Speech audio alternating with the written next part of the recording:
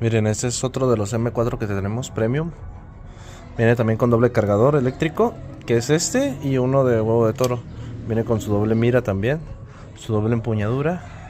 Está muy chingón este, o sea, se me hace padre por la doble mira. Porque este de aquí, ay, no lo puedo tener bien. Es como que una mira que puedes quitar y poner. Este sí queda. Y ya la vuelves a colocar. Entonces se ve como que muy tosca, muy grande así con la doble mira.